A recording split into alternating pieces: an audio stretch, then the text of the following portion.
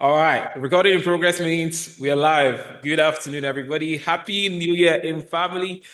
Thank you all for showing up. Thank you for coming through. We really wanted to do this in person, but the weatherman has has had different plans for us. But we wanted to have the hybrid, approach where we were on the screen, send hello to people in New York and everywhere while we are in Atlanta, enjoying ourselves and all of that. Hope everyone can still see the screen. Yes. All right, awesome.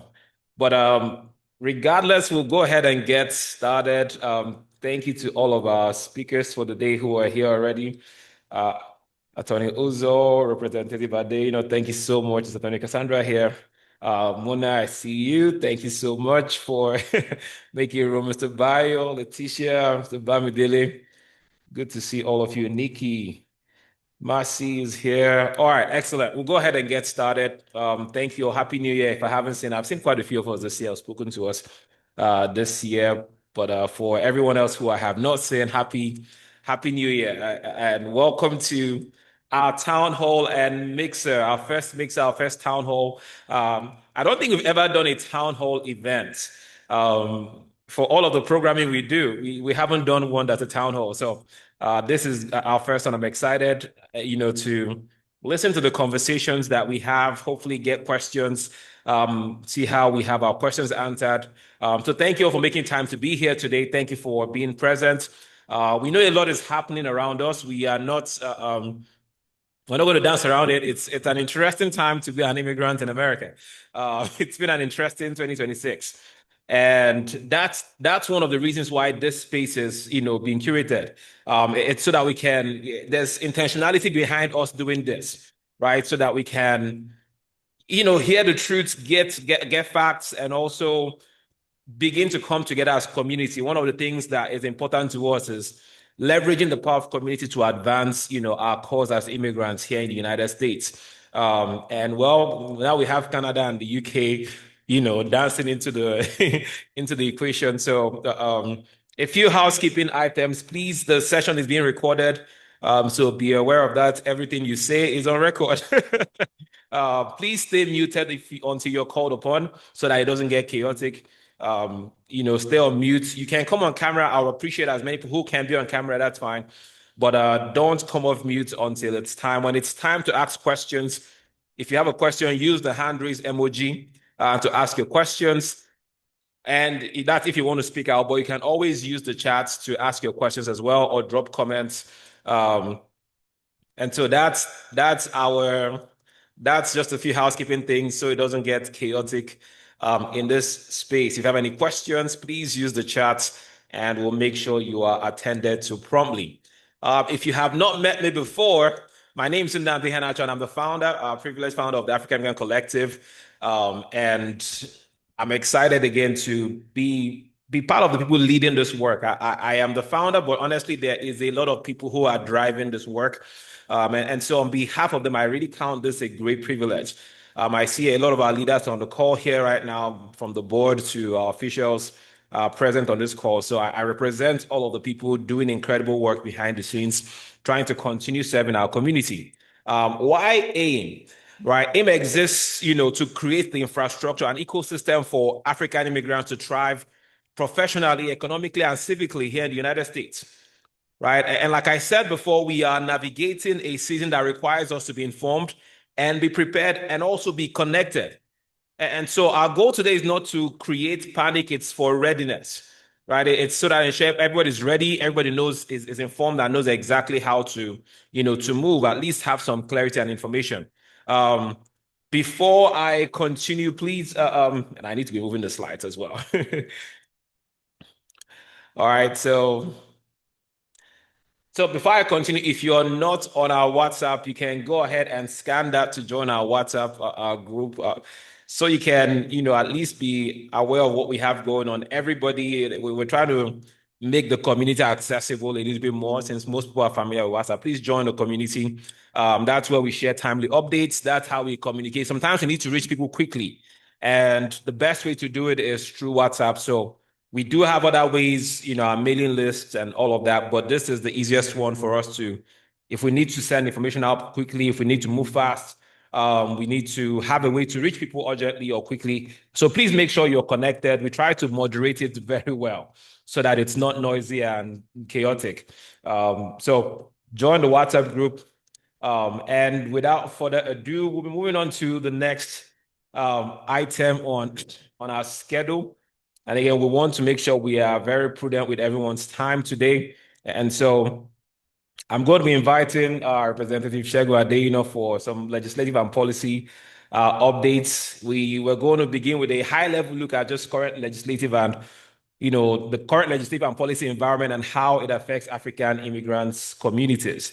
And it's important to hear directly from, leaders who are actively doing the work. Representative Adeyino has been very, very very supportive of AIM. He's been an ambassador for us, and we are grateful that we have him to just give us some of the work that's happening behind the scenes. So without further ado, please join me. Welcome to the stage, to the virtual stage, Representative Segun Adeyino. Please can do a All right, all right. virtual hand clap. I need to find you so I can highlight you. There you go. There you go. Uh, Yeah. First of all, good morning. Um, AIM, you have been a strong voice in our community, and that's why every time I'm invited to this platform, I'm so excited because um, our community needs to hear what's going on. Our community needs to be informed, and our community needs to be able to participate. Um, Like most of you today, you're waking up because a lot of issues going on in our country, the United States of America, for those that reside here. Um, uh, I would say there are a lot of issues out there of concern to us.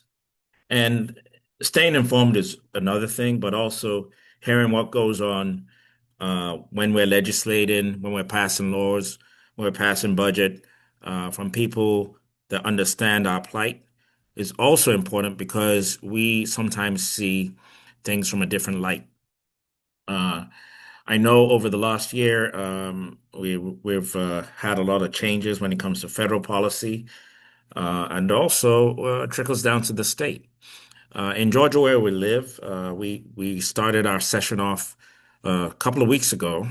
For those in Georgia, you know that Georgia has session 40 days of the year, but within the months of January, February, and March. And that's the only time, unless we're called into a special session, that we look at opportunities, look at bills, and pass laws that um, impact those who reside in Georgia and those who visit.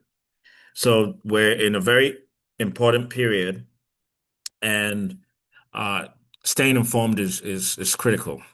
Um, in our first 2 weeks, we primarily have been focusing on the budget because that's, as lawmakers, our uh, prime responsibility is to pass the budget, um, along with passing good laws that in our state. But the budget conversations this year in Georgia, as most of you could have heard, is around property taxes. And when we talk about property taxes, my thought is always affordable housing. What are housing options? How zoning reforms are going to impact us, infrastructure funding. I know the governor talked about um, investing in infrastructure and making sure that it addresses some of our congestion in Georgia. For those who drive a lot, that's a concern.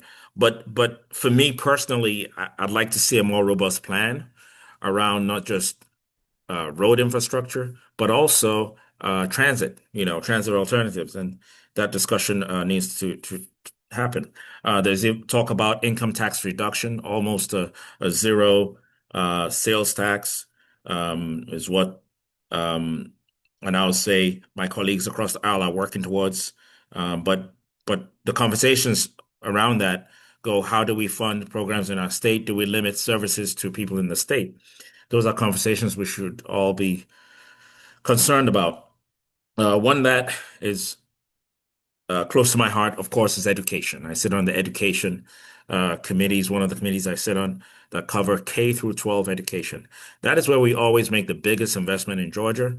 And there's always a lot of conversation around education, because when we're talking about having a strong workforce, when we talk about the concern we have about building more prisons, we invest in more prisons because we have to make sure that if our kids can't read, that's the school to prison pipeline. If they can't read well by K through 3, you see that uh, they budget for prisons based on reading um, success when kids pass the third grade. We've done some work in the last 3 years that I've been in the legislature, both passing laws and funding literacy. So we've been very successful in that area. The outcomes are very good. But also, there's talk and concern about what about those who are beyond third grade? What resources do they have? Some good news is we are looking at additional funding for need-based scholarships for students that are going to college. We know the rising cost of tuition every day um, has always been a challenge. But the other flip side concerned concerning the dissolving of the Department of Education is how much funding or what is education going to look like, higher education is going to look like with some of the programs from a federal perspective um, being canceled and some of the funding being canceled. So that means that as a state, we're going to carry more, and it's not just Georgia, but across the country. So education is an area of particular concern. Um, One of the sore points for me in was the school voucher that passed last session, um, actually 2 sessions ago. The school voucher was offered. They call it Georgia Promise. Um, we had budgeted 141 million, and only 70 million was used last year, and that concerns me because in this year's budget. Um, the governor wants to allocate the same amount. Uh, why allocate that money in that area when we have other areas that we could spend that money, especially if um, we did not plan accordingly. So I think that's an area that we need to revisit, and we're having conversations about it from a budgeting standpoint. There has been a drop in school enrollment. I know particularly in Gwinnett, I think by about 10,000. A lot of concerns in that area, everything from the current concerns with immigration, as we all know what's going on in this country. So people might have left, or parents are keeping their kids home from school, or people might have left the country. That's one thing that could attributed to the drop. Um, so from an education standpoint, there's a lot of there's some pluses and then some challenges.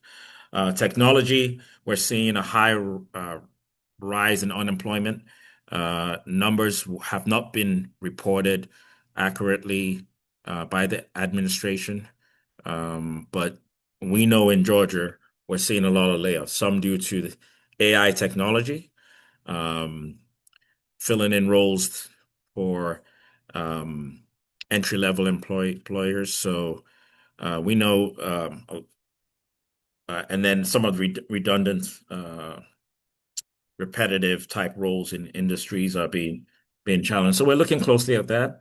Of course, the big conversation about data centers in Georgia. Data centers in Georgia, as most people know, consume a lot of energy and water. So there's conversation about um, how they impact our utility rates. Uh, Good news in the last special election that we had last year, the PSC, we had 2 Democrats elected to the PSC, and that's helped conversation even to be more charged around how we strategically have to address data centers in communities. I know one city, South Fulton, just initially was able to work out a deal, and I believe it was Amazon, where Amazon is going to pay the property taxes for folks in that city. I mean, we have to be innovative and creative in making sure that if we are going to accept data centers in our communities, what's the benefit? How does it impact us? So we have to look more in that. Um, I'll talk about immigration. Immigration is definitely something close to our heart in this community. First of all, I'd like to thank those that have kids that walked out in the last, did the walkout. No ICE um, protest across the state. Our kids are brave. They see things that we see things as adults, but for them to step up tells us that we still have hope in this country for what immigrants are going through. With the death of um, Alex Preddy, Renee Good, uh, confronting federal agents, and rightfully so, at peaceful protests, they lost their lives. Um, these are tragedies that we should not be silent about. Some of my colleagues and I had a press conference on Thursday, was actually Wednesday, and we spoke about how it's impacting communities, how our communities are unfair, how families are being torn apart, and people are not going through due process. This is something that has been not seen in ages in this country. This kind of behavior from our law enforcement, although some things are being rolled back to a certain degree in Minnesota, um, but not enough with the concerns that we have. Um, I tell people the way I look at this whole situation, and I have a saying that I heard um, someone say, legality without morality is gangster activity. So I see our ICE agents, even though they're federally deputized agents, they're operating like they're gangsters, and there should be no place for them. If you remember a time in this country when being black, you could not use a certain water fountain based on the color of your skin, that was law. That was law, and it was enforced. And because people spoke up, that is no longer an issue today. So I know there's some immigrant lawyers on the line that are going to speak about what you should do in situations.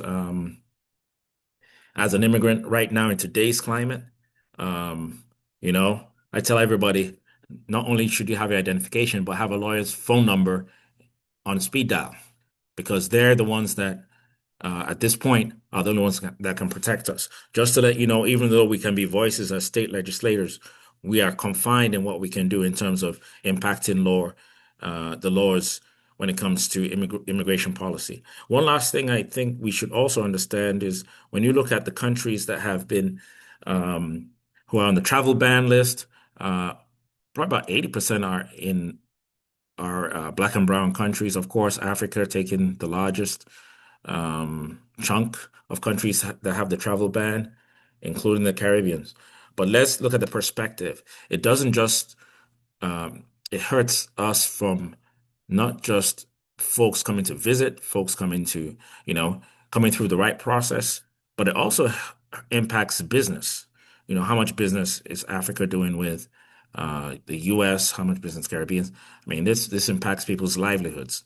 So as we have those dialogues and understand who are the leaders that represent us, those are things that we have to hold them accountable for because no other administration has. We know from the first time Trump served his first 4 years, Africa was a target, and yet again we're in that space again, and we should ask ourselves why, and we should be truthful to ourselves what opportunities there are. And I'm not saying that we work hard, we contribute to the economy here, but we should need to look at the bigger picture where we as Black people in America. Um, have to understand our contributions and how we participate and how we vote. I know you gave me 20 minutes, and probably you shouldn't have given me 20 minutes. You probably should have made me last so I can spend an hour. As a politician, we can go on forever. But no, I don't want to do that. But again, what's very important is that you're informed, you're having conversations with people who are legislators and telling them what's going on in your communities because now more than ever, it's extremely important us hearing from you. And not just having conversations, but also being present. One of the things that we're having this year is Africa Day at the Capitol. And it's not like you can come down any other day during session to listen, to see meetings, to see when we pass laws. But what's important, we're having Africa Day at the Capitol. I will share that information with the African Immigrant Collective so that you're informed of when you should be present. Because when legislators see you present and they know you live in their communities, they can have the right conversations with you and you can tell them, as opposed to them guessing about it, because they're human just like me and you, right? We're all human. But sometimes if you're not talking to your legislators, they don't know what's going on in your home. And as immigrant community, you should uh, you should be that voice. There's several communities who organize, and I'm not saying that we don't try, but we have to be very visible. Asians in Advancing Justice is a strong staple in the community. Again, I know African Immigrant Collectives doing a great job because we're here talking about what matters to us. So those are some of the things. One more last thing. I'm also involved with a couple of initiatives outside of passing law. One of the things we do during the budget session is when we identify opportunities in our communities to request for funding. Like one of my cities is City of Snellville. Working along with my colleagues, last year we were able to address a shortfall of $2.9 million with the budget, where we were able to get $100,000 allocated, even though the shortfall was 2.9 million. But we got 100,000. We're going again to ask for that because I believe that community center will provide places for um, for our kids in our community to have an alternative place location in the community to go to, whether it's for some special training or sports or activity in the evening. We have to keep our kids engaged because our kids today, I mean, they have a lot, other than playing video games, we have to give them other options. That's one of the things we're doing. There's also a pilot program that I'm working with a company, and hopefully we can get that set off and get some funding for it from the education committee, talking to the education committee chair to see how we can get some funding appropriated to that. But that addresses safety, health, and well-being of students in our schools and our communities. Of course, we know what happened in Appalachia last year. This is a direct tool that is going to help address some of those issues. Um, so those are some of the things I'm doing. I would definitely love to come back to this platform, or when I hold my town hall meetings, get folks to attend because I do believe that you should be informed every step of the way when we pass the budget, when we're going to cross over, and then understand the process of a bill so that if there are any things that are concerned about, and regardless of whether they live in my district or not, I still represent the state from a legislative standpoint on the House side, and I can write bills that would help help all our communities. So on that, I'm going to stop because I have to be cognizant of the time, and I want to be invited back again, Nandi. But I'll take a few questions. Um, Thank oh, you so much, sir. one more thing All that I right. know. If you want to reach out to me, you can. I'm on IG. My team watches IG regularly, and it's Shegun for Georgia, SEGUN FOR Georgia. Also, my website, ShegunForGeorgia.com. And I'm on Twitter.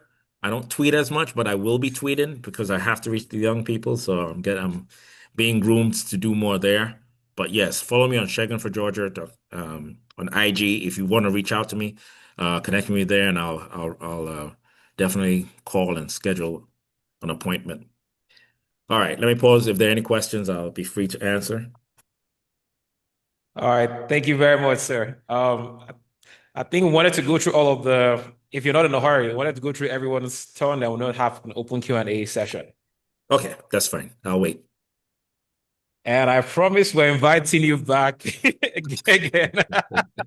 No problem. I mean, that's why I kept my time, right? Thank you so much. I really appreciate Thank you. all you do for the community, for being a voice for us and for all of your counsel behind the scenes too, like all of the things you constantly share with me privately. I do appreciate just your support Yeah. for the work. And a quick plug-in, and I always forget to do this. This is important. This is my second term, fourth year. I am running again this year. This is an election year. I do need everyone's support. This is not just about, it's not about me. It's about the community. It's about representation. Representation makes a difference. So if you want that difference, I am the difference. So ShegunForGeorgia.com, and I look forward to your support.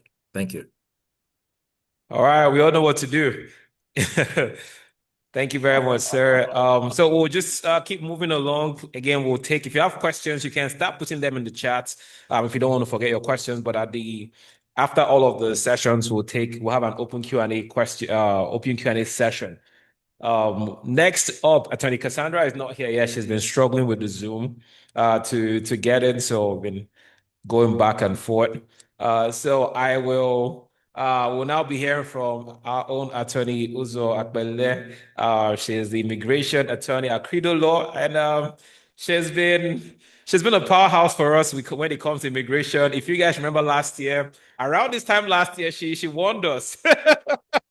It was supposed to be like a short session, and we ended up spending 3 hours. So, at our first meeting gathering like this last year, where you spoke passionately about the elections and everything, I feel like that day that was a big transformation for us at AIM, because we were I feel like of all of the immigrant groups, African immigrant groups, we were very loud about go out and vote, and we had people coming back to say we've been citizens who've not voted, but because of how aggressive you guys were with pushing people to go out and vote, that voted for the first time. And I think that fire was that you were one of the propellants to, set us on fire to sensitize our community.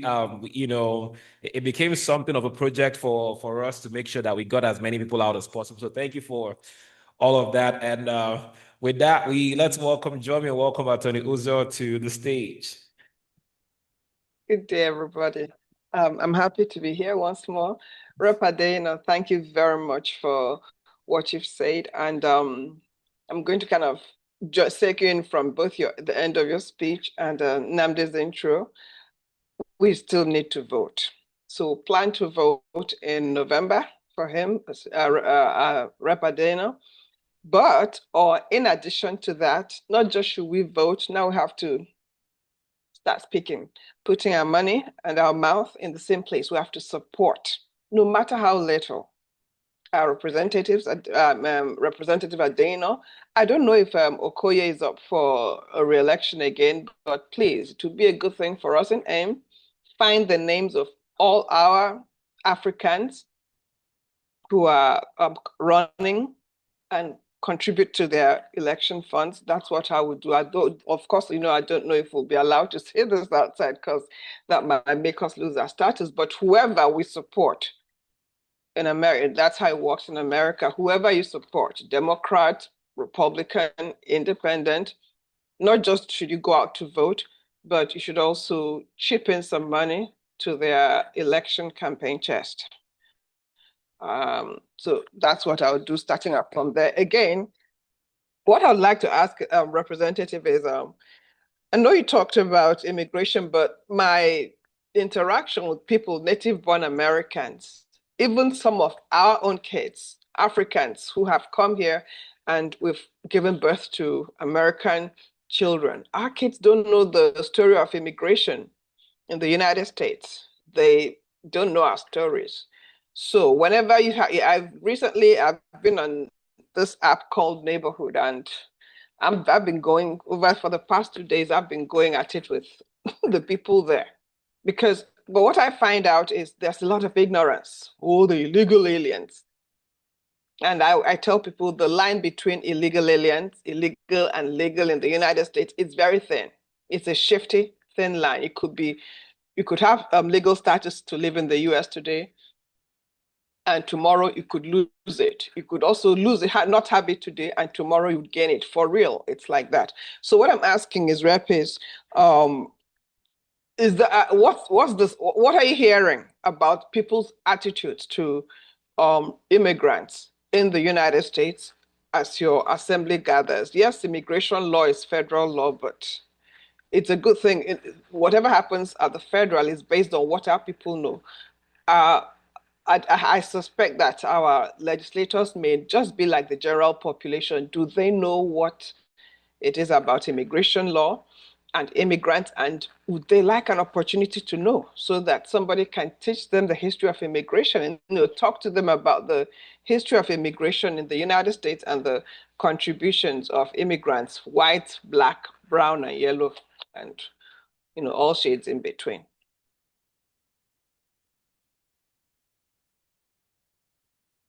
Well, I'm just writing Is it down the you? questions because I thought I had to wait till you had Oh finished no, your okay, presentations. okay, yeah, yeah. So I Okay. guess you can put down my question. Now, did you want me to Yes. start keep talking about my own issues, the Yeah, things I yeah, want to go talk ahead. about?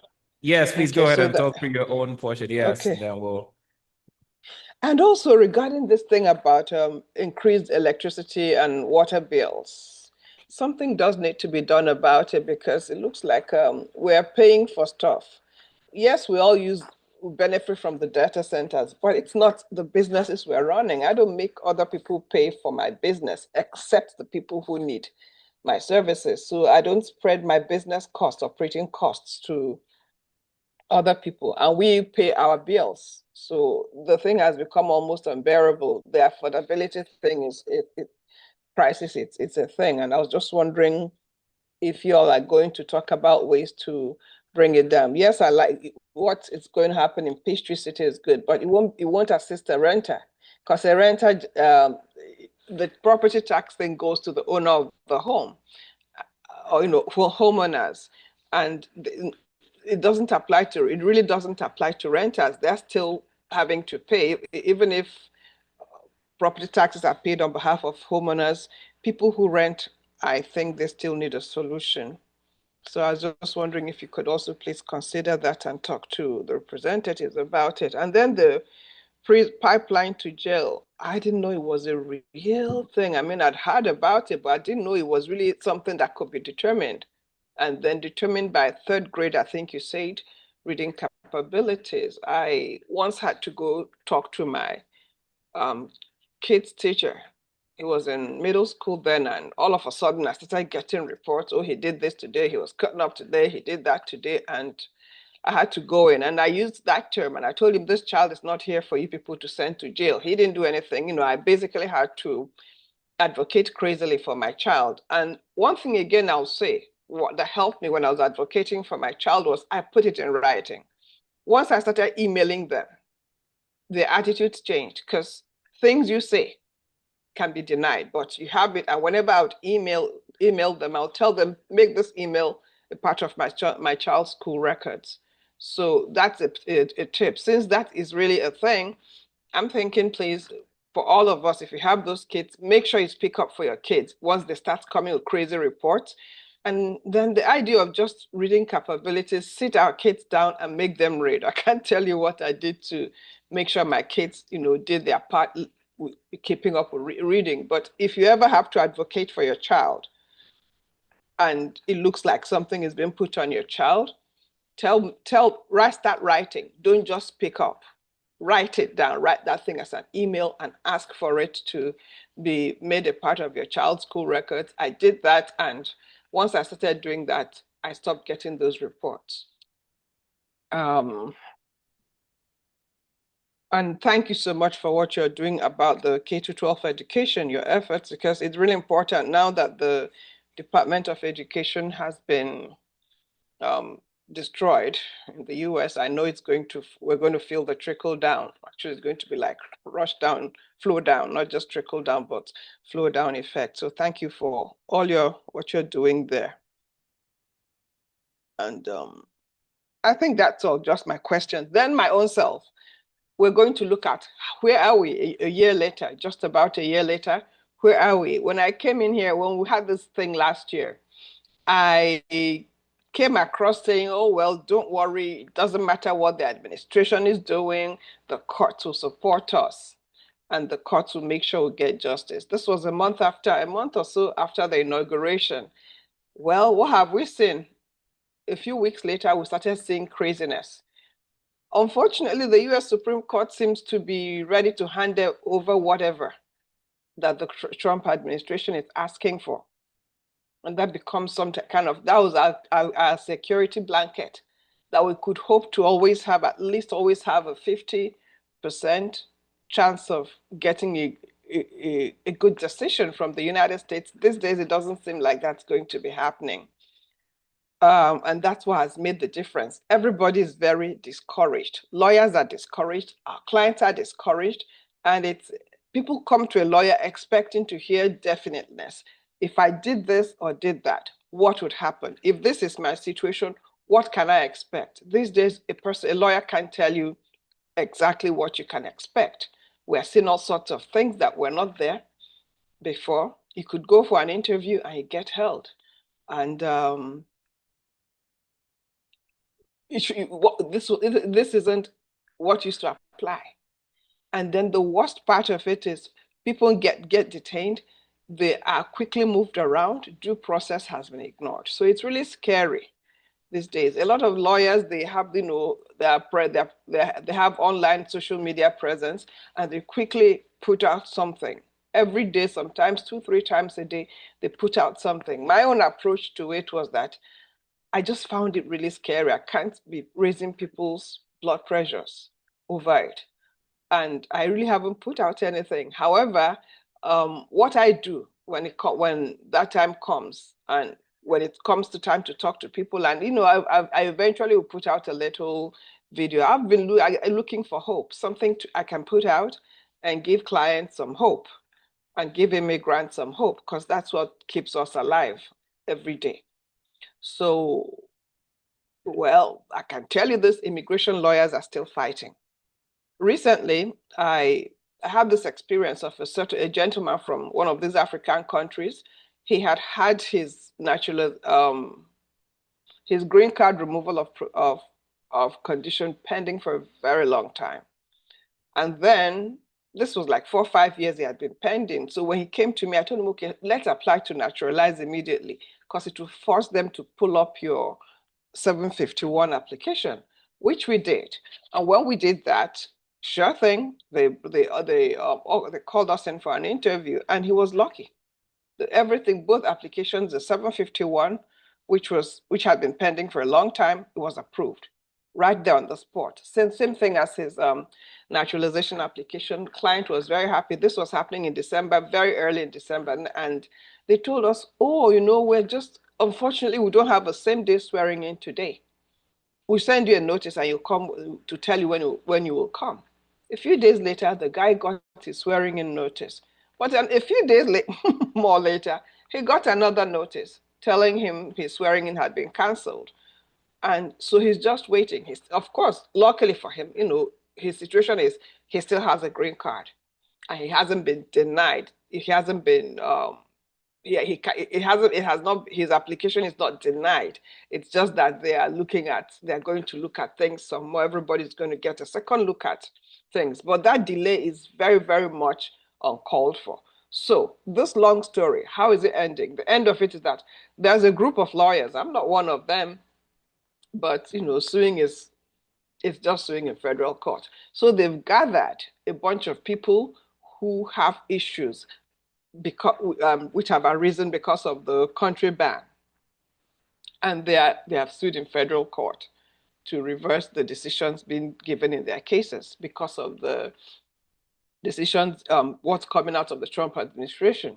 One lucky thing for us is that their immigration decisions are coming through executive orders. Executive orders are just what the president said, we're going to do it like this. If that president goes, so does at the end of that administration, so is the end, so is the end of the orders. But even better, they are not law. And executive orders do not have the force of law. So they must be narrowly tailored to narrowly achieve certain aims. And whatever it is they're doing, the executive orders are low on the totem. So they must always fit in with the present law and, of course, the US Constitution.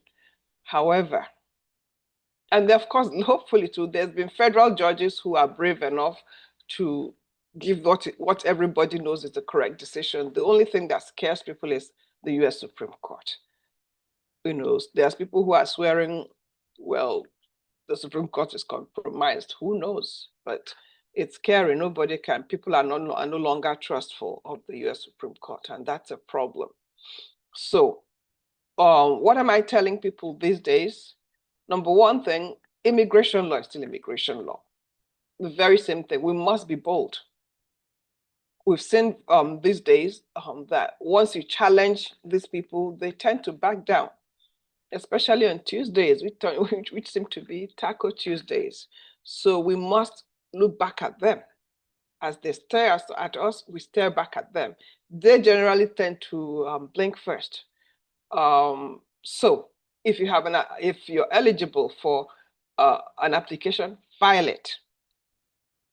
If you get denied, still wait. You can plan to fight. That's why I told you the story. You can plan to fight in court the decision you've been given. There's people too reporting, just because of the newness of the situation. I can't quite get anecdotal evidence. There's not much anecdotal evidence as to what's going on at the U.S. consulate U.S. consulate. However, the little I've heard is that people who are getting denied, people under the country bans. Let's use Nigerians, for example.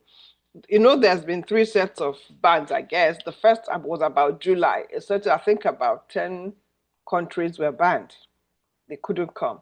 Then in December, or was it later in the year, about November or so, then there was another 19 countries giving us 29 to, I think, yeah, that'll be like 30, nearer 40 countries being banned. And then that thing happened. The thing about the Afghan man who shot the officers in DC, and eventually we got 79 countries. So clearly, there is something else happening beyond the welfare of the United States. Okay, so if we challenge this in court, I think there's a good chance. So the more they do these crazy things, the more the craziness is apparent. So that's the reason why we must continue to fight. However, if I may go back, the anecdotal evidence seems to be that people are being denied. They give you a sheet of paper saying you've been denied for this reason, which makes it look like it's actually possible to get over the reason of the denial. I don't know if the consulates are waiting for a legal challenge, the result of a legal challenge, or what. The latest thing, which is the total ban on processing of immigrant visas, that means nothing will be processed. Before that, before the 79 country ban, when it was just up to the 39 country ban, what was going on was this. They will tell you, they'll give you a denial, but the way they worded it, it looked as if you could get if you were denied under that, they call it a 221F. If you were denied for that reason, it looked like you could come back and ask for a waiver by showing that, hey, I'm just doing this and I'm not a danger to the US. But these days with the 79 country thing, nothing is going to be processed. So I don't even think people will be called for interviews. Used to be the other ones. They were still scheduling interviews and having people go in for their interviews. So what am I saying in summary? If you have something to file it. If your application has been approved, for instance, you're trying to get an immigrant visa, file it. Still go ahead and do your MVC processing. Go for your interview and get that denial, because I think in the future, someday, I'm not sure when that's going to be, but in the future, someday, that you will be able to get the benefit you want, either with a waiver or, well, the laws will change and you can get what you want. So that's what it is. People getting detained. I actually went back. I had stopped going to immigration court, but the thing drove me. It took me a little while to think through it, and I got really upset. So now I'm going back there. I'm doing bonds. The problem is just communicating with a detained client. A lot of them are shunted around, and then some of them are just quickly sent out of the US. That's a problem. But if you can, once you can pinpoint where a person is, you can look at their case and ask for bond. You determine if bond is applicable and you ask for bond. And I'm also finding out that even in removal proceedings, those who are eligible for benefits, immigration benefits, they remain eligible. Case in point, I have a client, they came in after this gentleman, the non-US citizen, was arrested in August. They came to me, and I decided, okay, he's in immigration court, he hasn't been removed. But they were married. They just didn't get around to filing starting that application. So we did the relative petition. And what do you know? The trial attorneys in removal proceedings, they helped us by expediting. Within 2 months, we had the relative petition approved. So this gentleman, theoretically, he could have received his green card, only that he has some criminal issues, minor criminal issues to deal with. So if he can deal with those minor criminal issues, he'll still be able to get a green card, although he was picked up, put in removal and detained, put in removal proceedings. So things can still happen. There are still benefits, and you can still get your benefits regardless of.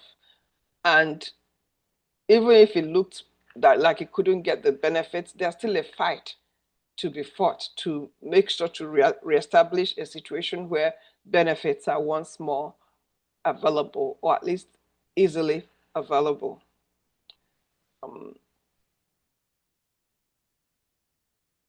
Is there an advantage of applying using an immigration lawyer or applying on your own? I would say yes. So we'll answer questions at the end because we want to At get the end, through. okay. Yeah, so Okay, we want so to get through all the topics. I think that that's what basically what I'm going to say. It's a little crazier, but we're going to keep fighting, and let's all keep fighting. And please remember not just to vote, but to contribute to candidates. Look for the candidates you support and give them some money towards the elections. All right. Thank you so much, Antonio. So, and again, we'll still have another dedicated session where it's going to be just this conversation, where we go as deep as possible into it. And next up, Attorney Cassandra Charles is here now. And she'll also be giving us some more legal insights into just our rights, risk, and readiness.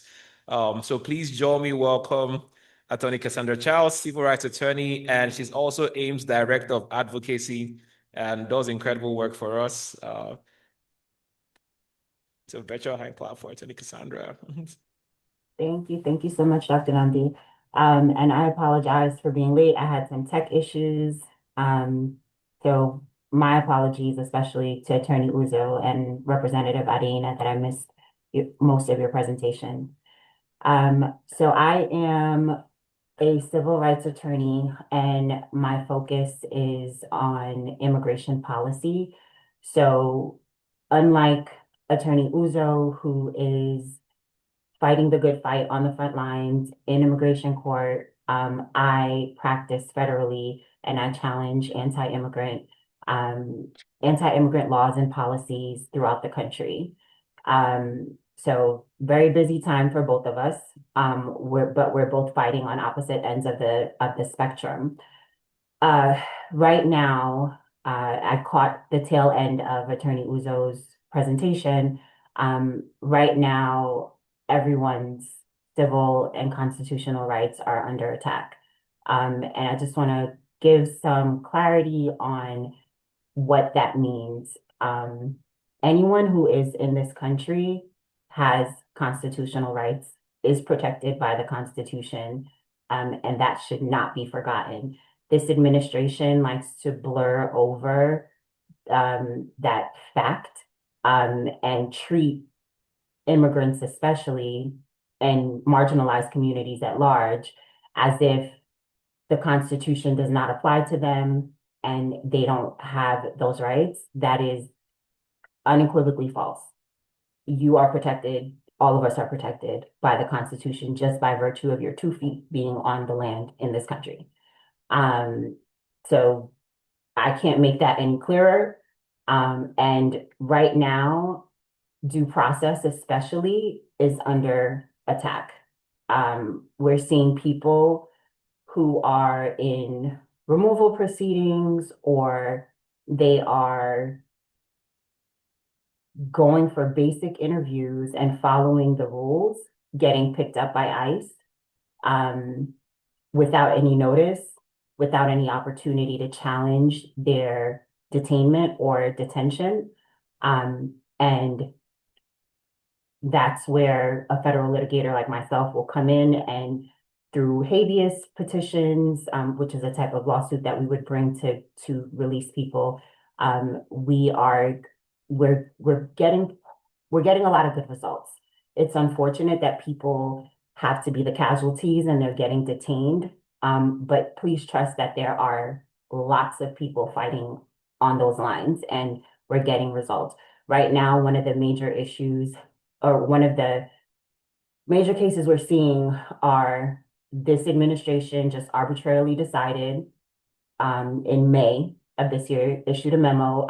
The ICE director issued a memo saying that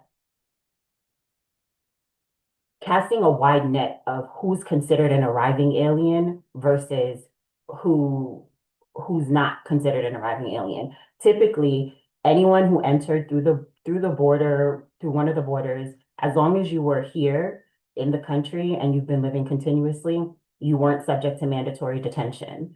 And even if you were detained, you should have been afforded a bond hearing, which would have allowed for you to be released if you were detained, providing you haven't committed any of the enumerated crimes in the statute. This administration decided, no, we're not going to use that anymore. And a whole host of people now became subject to mandatory detentions, which is why you were seeing a lot of people getting picked up at courthouses after their hearings, people getting picked up after their interviews and things like that. We've been having a lot of success on that front. The courts are agreeing with us that a lot of the people that the administration is saying is subject to that mandatory detention, it doesn't apply here. They should still have bond hearings. We've been getting people immediately released, even or getting bond hearings. So that's one set of people, one set of cases that we're challenging. I'm sure everyone is watching the news. Now the Fourth Amendment is under attack. I'm laughing because it's the lawlessness of this administration is like beyond ridiculous.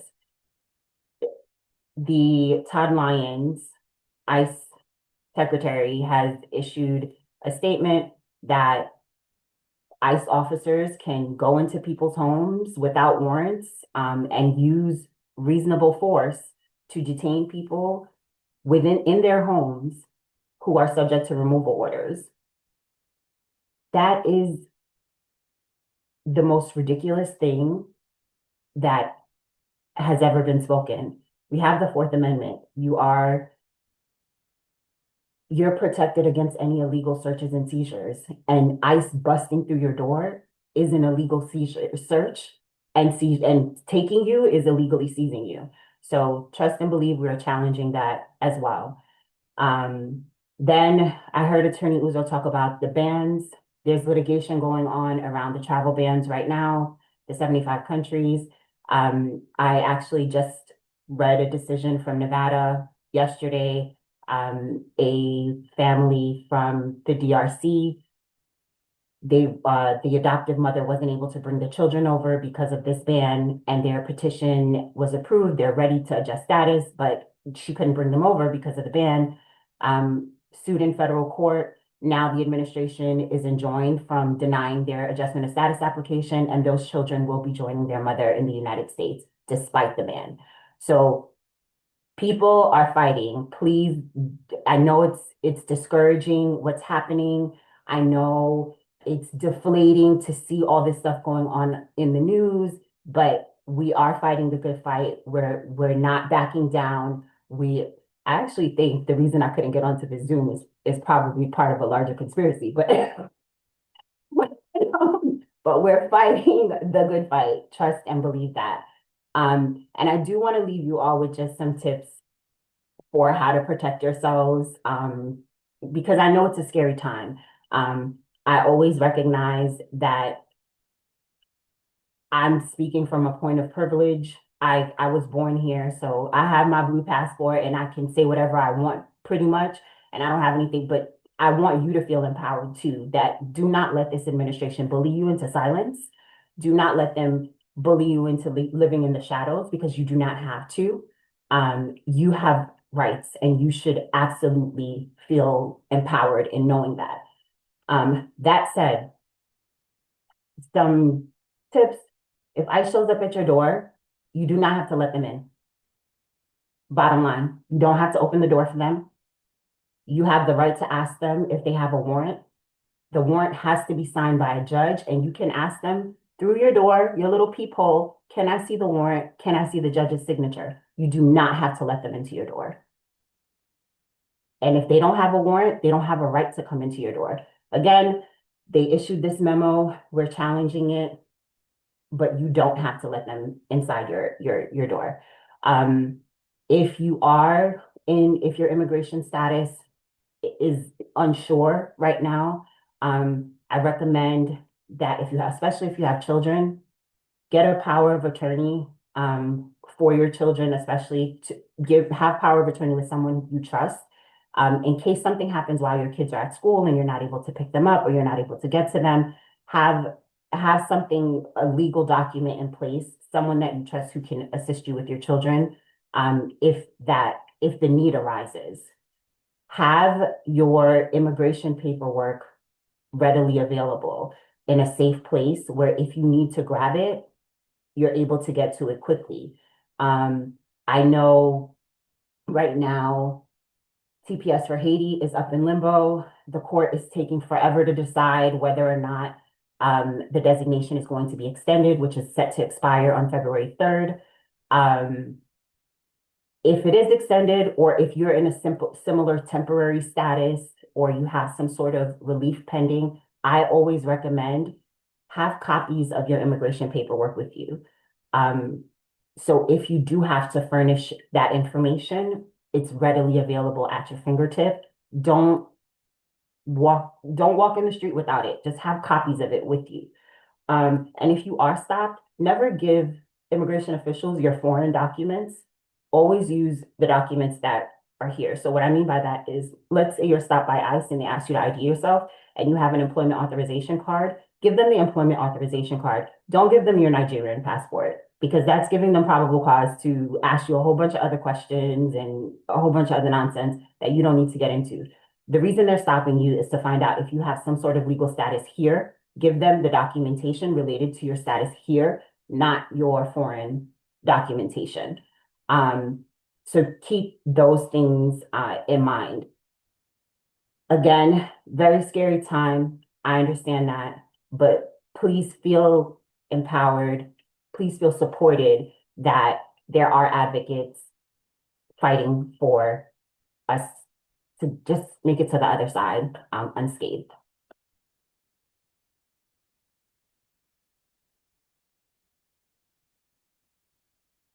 Okay. All right. Thank you so much, Attorney Cassandra. Thank you for all of the work that you do and continue to do, just being on the front lines. We do appreciate all the resources you also share, with us internally and that we're providing to the community. Thank you I think we're blessed to have you and Attorney Ozo. It's and just your heart for the people. It's a lot of us, even if you're not directly being impacted by this, I think everybody is. One way, directly or indirectly, it's affecting us. So please, let's make sure we're taking note of all of these instructions and informing who needs to be informed. This is why we're asking everybody, when we call people to come together, it's important so we can share this kinds of information, so people know, one, there's hope, two, the fight is still on, and get education. That's really what AIM is about. So we will go into, I know a lot of us have questions, so I'll invite the beautiful Stella to lead this session. She's moderating the chat so she can ask all the questions that need to be asked and hear from a prettier person. It's always a good idea. Wow. Hello, everyone. Happy Saturday and happy whatever time of the day it is where you're watching from. Thank you again for being here. It's been amazing from every one of our speakers. Thank you so much for President Segun Adeyina, Attorney Uzakwele, and Attorney Cassandra Charles. All right, so we have our next couple of minutes for question, and I know to me, this is where the rubber meets the road, where people are able to ask questions that are particular to their needs, right? Because our amazing and insightful speakers have given us the gift of their time today by sharing what they know. And so now, for me, this is where I say it's one of the value of being a part of a community like African Immigrant Collective, where you have access to people like this here, and you can ask them any question, whether for you or for a member of your family or for someone that you know, your neighbor. I took a couple of questions from the chat. And I'm going to start with that, but we also want to give people the opportunity to ask. I think I do see a hand raised. I'm going to come to that real soon. Lovette, you be next. But the first one that I have here is for Representative Segun. And the question is, what is the critical sector in the community that needs more work this year? I don't know where to start, but I will tell you, for me, is getting out the vote.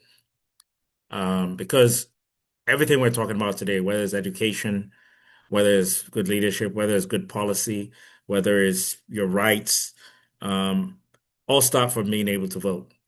And as an immigrant community, especially those who have been residents for a long time, we shouldn't take light of the privilege that we're given in a democracy like this, that we have so much that we've given and so much we've received. So I tell everybody the reason why we in Georgia made such an impact was because we participated in the Us of Warnock campaign, and we brought out people in our community, unprecedented. I think in our collaboration, we got about 88,000 people to vote, and that is the work that we have to do as a community. So I would say for me, that's the biggest one, because it addresses everything else that's underlying. Absolutely. Thank you so much for answering that. So everyone going out to vote for those who can. So thank you, Darlington, for asking that question. Up next, Lovette, the floor is yours. Hi, good afternoon. My name is Lovett, and I'm a student at Georgia State, a graduate student pursuing my MBA. So I wasn't really sure what I was expecting from this meeting because I saw the link, was talking about immigration, and I joined. So I have like two questions. One is directed at this community. So one of the challenge I have faced as an international student here is most of the time, I don't know how to find information or what is going on outside of the international student community. So I would like to know if this community itself has provisions for international students, because to be very honest, the majority of us don't know what we're doing. That's why you find that a lot of us keep doing degrees upon degrees upon degrees. I'm graduating in December of 2026. I'm already thinking, do I want to do a PhD or do another master's, because I have to be here one legal way or the other. And secondly, this is to the lawyers in the house. Sometime last year, I started putting together my documentation for the extraordinary ability visa. And I was supposed to file in January, but unfortunately, we have this ban and the whole landscape going on. So I was thinking, I don't know if this question has been answered before. Do you think that I should still go ahead and file because it's a lot of money, or should I just take a pause on it and think of other ways, maybe go back to school after graduation and wait it out? So I would like to know your thoughts on that. But the very first question is most important to me. Thank you. Great questions, Lovette. Thank you for asking. So I'm going to cue in Dr. Namdi to take on the first question around access to information for immigrants in diaspora. Lovett, we exist for you. I think literally, if there was anybody that we had in mind when we started AIM, I was an international student. Everything you can experience, I can tell you, I went from F1 to OPT to H1 to green card, like every stage of immigration, I went through it. And so the passion for AIM really was born out of those lived experiences. And that's why, please make sure you join our WhatsApp group today. We have a section for students. We're trying to be this year. We have someone on board now on the leadership team that is our campus and youth leader, sort of director for that, because we want to be more present in schools. We want to go out. We want to partner up with international student organizations, African student associations. So please make sure you join and let's connect. If you already have a group that you're part of, please connect us to the leadership there. That's always been the most difficult part, is getting the leadership of some of these African student associations to we want to do work on campuses this year. It's on our calendar for things that we want to work on. We have a whole week that we want to do campus tours. And so a lot of the things we do, some of the programming that we're launching this year is literally aimed towards, the students' body, because that's right now we recognize that's probably one of the most viable routes where people coming from for immigration. And so we want to make sure we are serving that population. We're already serving that population, but we want to do more, because honestly, that's we've done a lot in terms of just working with people directly, and even whether it's with letters or things like that. So we try to connect with the resources as much as we can, but we have to find you where you are. So please connect us to your group, and we'll send you.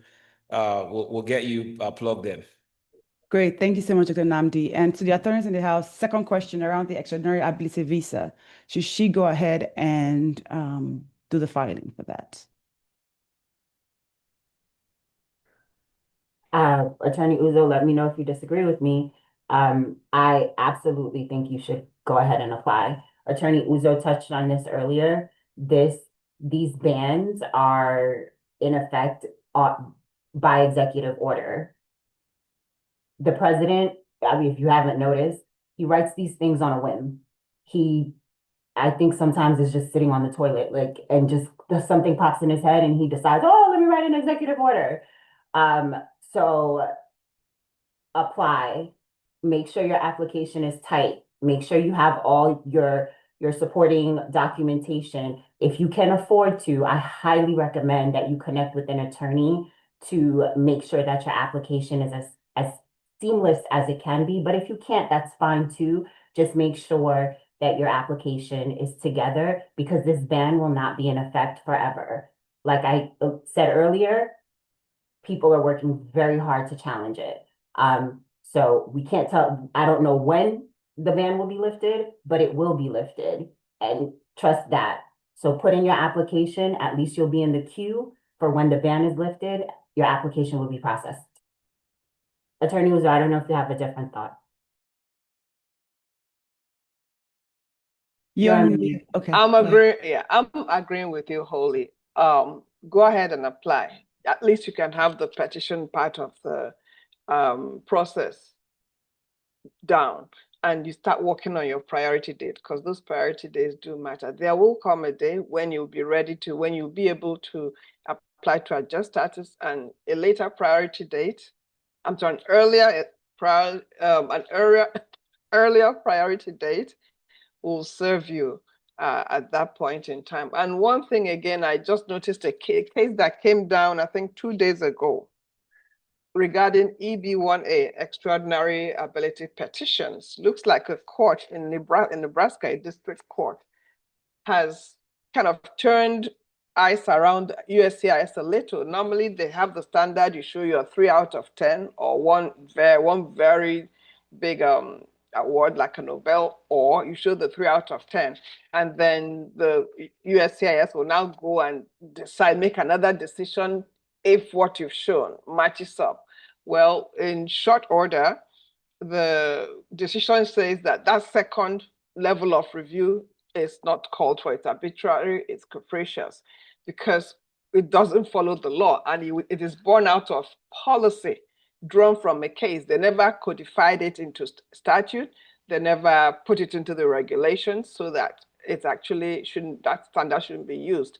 That being the case, lawyers who know what to do will now go and download the arguments used in that case, and apply it to their forthcoming cases. So I think if you did apply, the standards are going to be, I think you're going to possibly have an easier ride of proving your case. So like as she said, do it and secure your priority date. Wonderful. Thank you so much, Cassandra, for answering that question. I hope that has given you some peace in your mind. I'm going to go to another question from the chat from Marie Hancock. And she says, I have clients that are permanent residents concerned about home ownership because they are hearing that, I'm not sure whether Imi, who were moments away from, perhaps they were moments away from receiving U.S. citizenship, were unexpectedly pulled out of line during an oath ceremony this December. The individuals had already completed the naturalization process and have been approved for citizenship, but they were removed due to their connections to their countries of origin. Is that verified information? And Marie, if I read that wrongly, please feel free to come off mute and add more context. Did anyone get the question? Was that is to say, can a permanent resident own a home? I don't Is that think the that was question? Yes, a permanent resident can own a home, but their concern is now, are we going to be having assets in this country when we are unsure what our path to citizenship is, considering what they heard is happening, or somebody reportedly told them that they were pulled out of line during an immigration, an oath process, literally final process. Okay. Yeah. They are pulling people out, but as a permanent resident, yes, you can own a home. Matter of fact, if you have anything that allows you to get a social security number so you can qualify, you can own a home. Heck, people come from outside the US and buy homes here.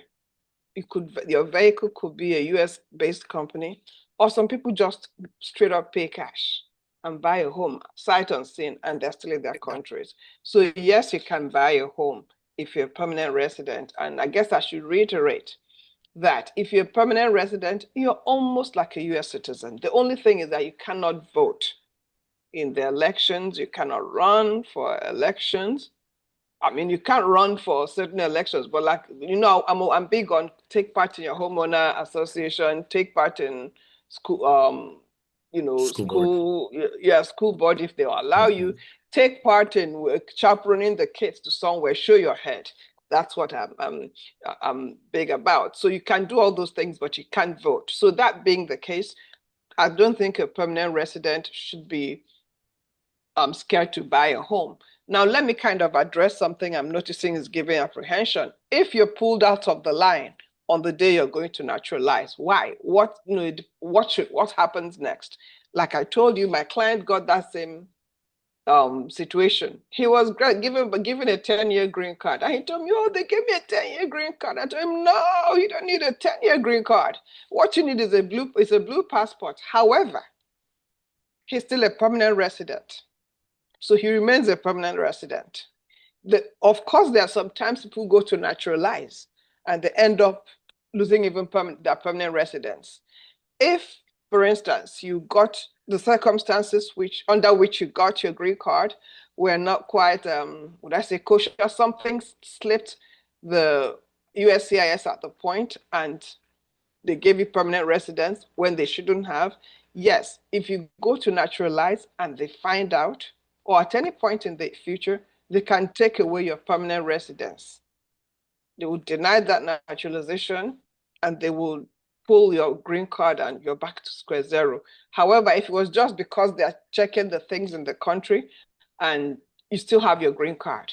And remember about the green card too, you're still a permanent resident until a judge says so. It's not the immigration officer at the office there can tell you, oh, well, we're denying your green card application, you don't have status. That's true. Your removal of condition application. But once you're given a green card, you have a property interest in it. And due process in this case is that you cannot just lose it. You have to be put through due process, taken to court, that little tribunal, starting from the immigration court, and they'll look into it. If they give you a decision you don't like, you appeal to the BIA, and then you can petition for review to the district court. I'm sorry, to the US court, the circuit court. So that's the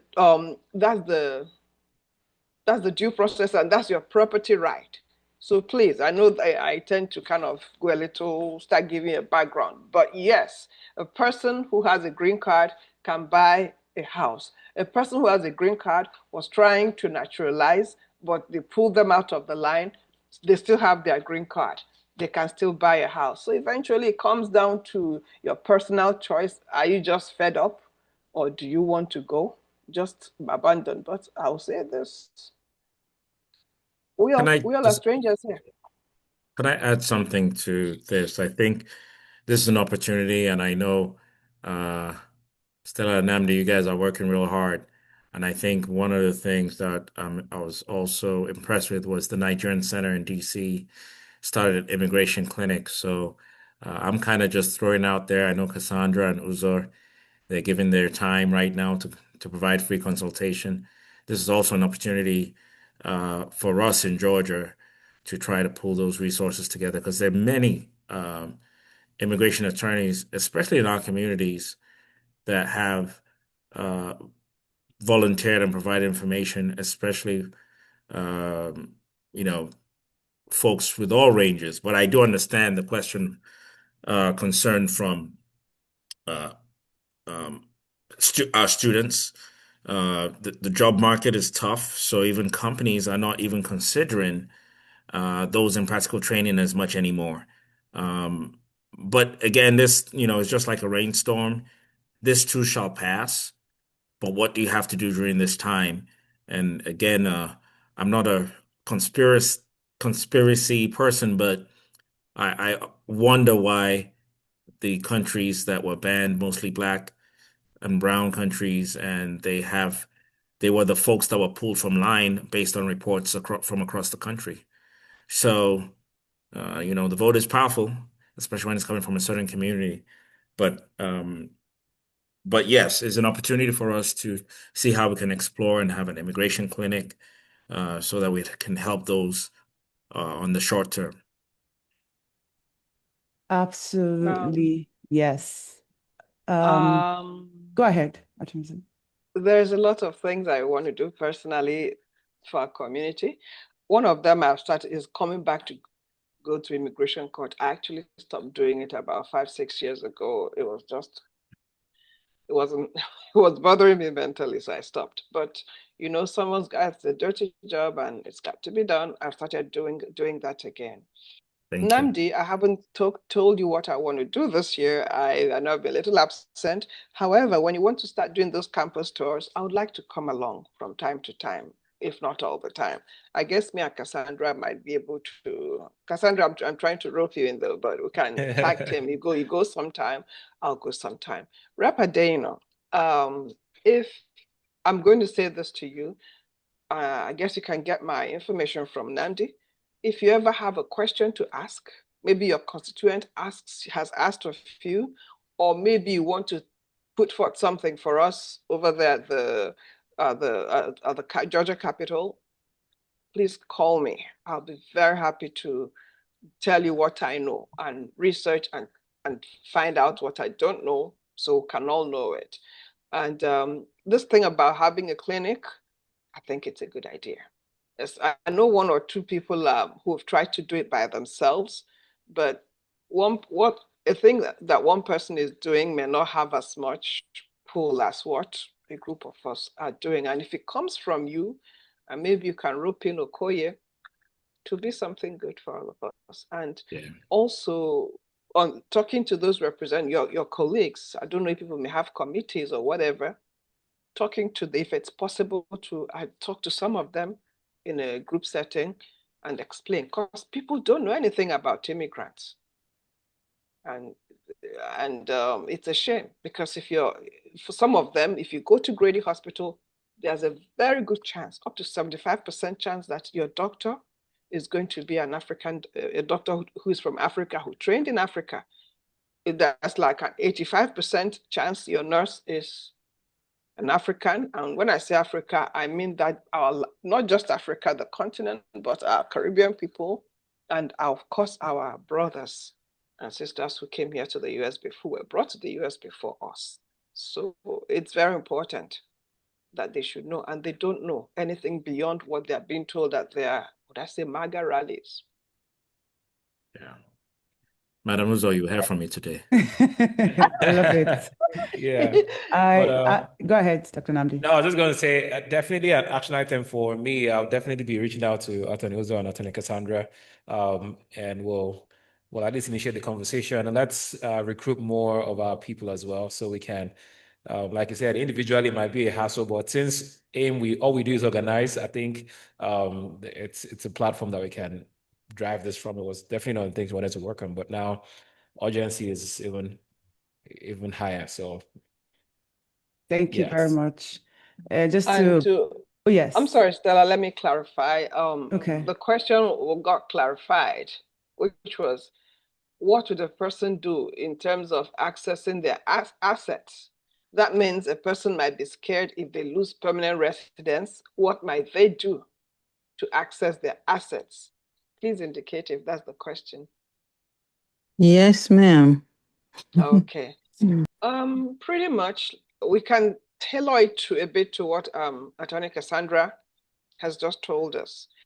If you need to leave the US, if a person ultimately makes the decision, or the decision is made for the person to leave the US, the very same thing, you have to have somebody care for your affairs, your children, your financial affairs. So you can give somebody a reliable person, a power of attorney, to run your affairs. Maybe access your bank account, pay what needs, maybe your property tax, the taxes on the properties that you have, rent them out, to be the person, maybe rent them out, run your business. So it's pretty much the same thing. It's a good, so the collateral, whatever to this thing is that people also have to make other arrangements if their stay is not assured, I guess. So you have a reliable person make that arrangement for you. And if you might even want to, I would suggest use a lawyer. One of my clients says he has a lawyer doing it. Why? The reason is that lawyers are people who are bound to work in the interests of their clients. So you may have a little kind of recourse. Let's say somebody you've left your property in charge of, somebody you've left in charge of your property has mishandled things, maybe shut you out. One thing you can always do with the lawyer is to light a fire under him. You report the lawyer to the Bar Association, and the Bar Association will they would at least look at it as against your cousin, your friend, and well, watch your friend fly. So if you're doing that, it might be a good thing to have a lawyer or somebody, a banker, or somebody who has this kind of extra layer of supervision and who is bound to act in the best interest of their client to manage your property. So that's the answer. Is that what you wanted to hear? Or does that sound like what might answer your question? Yes, absolutely. I think Yeah. the question was more so for people on the call to hear, because these are one-on-one conversations happening with people all the time. But it still depend on everybody's comfort level. Of course, you want to own an asset in a country that does not let you come in, or even just have an interview for a visa, So anyway, those are you the can challenges. do that. It's doable. Yeah, because at the Totally. time they were saying the Chinese were buying up all the houses in America. They are every day. Chinese, India. Some of them sight unseen. They just buying. Yeah. Renting us. So this is how they work. They have somebody manage it for them. You just end up being like that. You can also you take it away from the personal level, make it a corporate thing, subject to whatever tax lawyers can tell you. You can have a company own the property, so the company is different from you. You can also choose to be the person owning it in your person, but these are your options. Thank you so much, Attorney Uzo, for just expanding on the answer of that question, and Mary for putting that question in. Because like you said, people on this call definitely are, having those thoughts in their mind regarding assets and access to that. Thank God. I'm so glad that we have virtual hand raised, because I couldn't even imagine how long it would have been for Sorede's hand to be raised for this long. But Sorede, the floor is yours. Go for it. Thank you, Stella. Thank you guys for hosting this, and thank you, Segun, Attorney Uzo, and Cassandra, Representative Segun, and Attorney Cassandra as well. I had a question regarding the denaturalization process. I know the administration spoke about putting together a task force to denaturalize citizens. Roughly, I think it was like 200 a month or something like that. And I was wondering, like, what circumstances could this citizens who are naturalized, how could they face that right now? And is that higher risk? And if things like maybe a dual citizenship, would that be a good buffer? What do we do in that instance for naturalized citizens? Well, denaturalization, I haven't noticed if they've started doing it. Definitely the process is there. However, see how it happens. You can be denaturalized. Well, more like you cannot be denaturalized based on an offense you've committed after you became a US citizen. Remember, on the criminal side, for instance, there are certain offenses you'll commit and you can't become a US citizen. For instance, if you have a green card and you are somehow able to get out of being deported because of a murder charge, a murder conviction, you can never become a permanent resident. An aggravated felon can never become, I'm sorry, an aggravated felon can never naturalize. So that's there. Now, let's say you manage to naturalize. Today is your naturalization day. You go out, you swear, and you come back. 2 days later, you go and somebody. You know what's going to happen? You're a US citizen. When you serve your jail term, you go home. Because the law likes certainty. So this denaturalization thing they're trying to do, I have a feeling it's going to end up like other things. It won't work. But what can cause somebody to be denaturalized? Generally, it's if there are something wrong with your initial green card application. Okay, so let's say, for instance, how do they find out? Maybe you came here, got a green card, then got citizenship. You turn around, oh, I'm going to marry somebody. And you marry somebody, you petition for the person.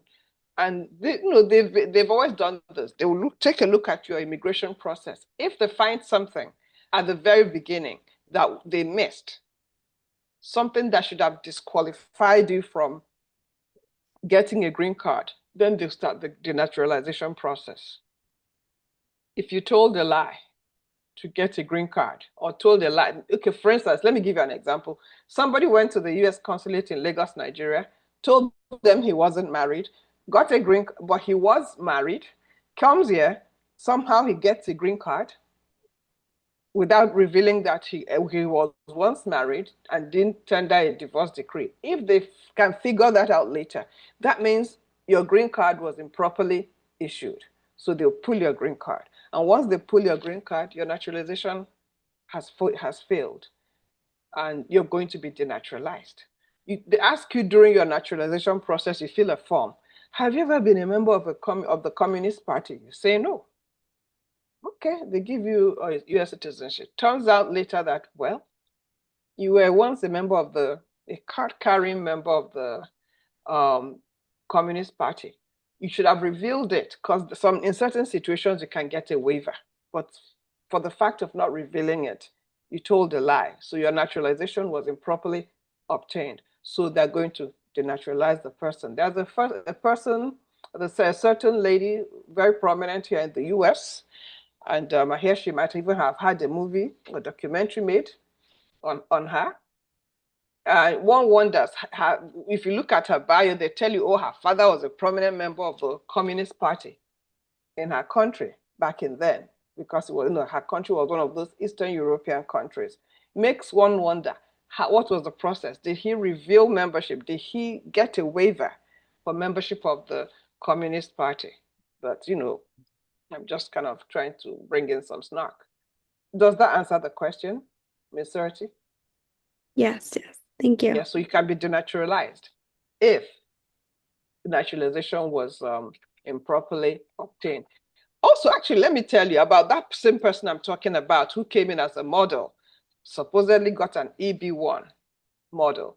If they find out certain things, for instance, that person may have come in as a tourist, worked, and didn't reveal her unauthorized work during the green card, because it makes a difference. Unauthorized work makes a very big difference during the business green card process. If you did not say it, if you did not tell immigration that you had worked and got the waiver for it, and they give you a green card. If today they find out that that was a situation, that green card will be pulled and everything will be pulled on it. And sometimes that will even affect people who have received benefits from you. So that daddy who came in, who you got your green card, your citizenship, you sponsored your dad came. If you lose your green card, if you're denaturalized, you lose and you lose your green card, it's like a domino boom. All the people who came in through you, they lose their process too. Thank you so So much, Attorney Uzo.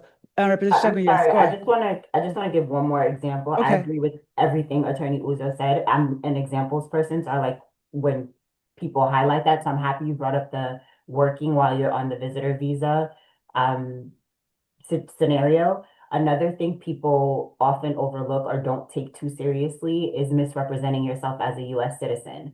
So if you ever misrepresented yourself as a US citizen before, that's another ground for your status to be revoked. And it could be something as simple as you were filling out a credit card application and you checked yes to US citizen. If they find it, your status is getting pulled. And people don't take that question very seriously because they think, oh, it's just, I only said it on an application. What's the big deal? The US takes that very, very seriously, misrepresenting yourself as a US citizen before you were an actual citizen. So that's something, I'm not trying to scare anyone, but that's something to really be mindful of, especially in these times when they're reviewing applications of people who have already received the benefit. They're going back and pulling things. So they're like pulling out all stops to find stuff. And the reason they're doing this is because they want to find something. So don't put yourself in a situation where, you disregard something that you think is so small. They take that extremely seriously.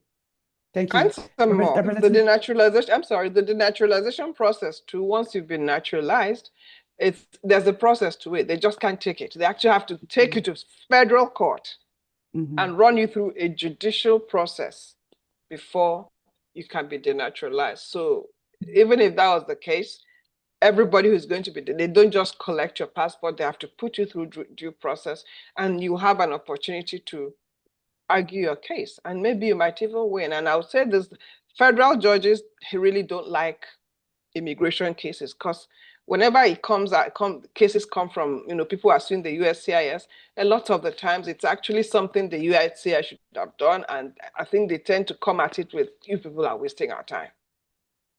Rep Shegun. Yeah, I just wanted to add, and not to make light of the situation, I think some of the things that this president has done is just like Cassandra said earlier, bathroom thoughts, where he's really distracting us from things like the Epstein files, the things that really matter to our community, and we want answers. I mean, look at Fulton County just this week on Thursday, send the FBI to the elections office to pick up all the ballots from the 2020 election. I mean, that's just preposterous, right? An election that has gone through due process and was challenged, and you're talking the Secretary of State's a Republican, the governor was a Republican, and they held onto the election results because they were true. But I go back to, I have a constituent of mine that I did include in my presentation earlier, Rodney Taylor, who was came here when he was a kid. I think it was like two or three, due to a health problem, became a double amputee. When he was 16, unfortunately, he committed a burglary. He did serve he did serve time, 9 months, and was released on good behavior when was paroled. And at 43, January 17th last year, he was backing up out of his driveway with his wife in the car and the kids in the back, and ICE pulled up, surrounded the car, guns drawn, arrested him. And he's been in detention since last year, till today. He's still in detention. And unfortunately, he has some health issues. And, what really bothers me is they're not able to determine or release him, determine a judgment in this case, because they really don't have a solid case, but they continue to detain him. And due to his condition, he's incurred several health issues. And I say that to say that this administration has been very uh, destructive in the immigrant community, but we have to be resilient and continue to follow the process, the due process that we're given. That's why immigration lawyers are so important. I mean, I'm going to have Cassandra and Uzo on speed dial because I want to be able to stand up for my constituents because I do have a large immigrant community, and it's not just black and brown that are feeling it. Even others from European countries have some Yellow, impact, yellow, right? yellow and white too. Yeah, some of them have some impact. But of course, African Immigrant Collective is going to take care of the communities and speak up, So we have to be consistent. We have to continually having this conversation. And let me just do two more things. One, so that I think I put my number in the chat, 470-273-8079. Because Go I'm a slow. because I'm a legislator, you know, my work is to do the work for the community. So you should be able to reach out to me. If I don't answer you immediately, text me, I'll respond to you. Um, and going back to Attorney Uzo's questions earlier in the conversation.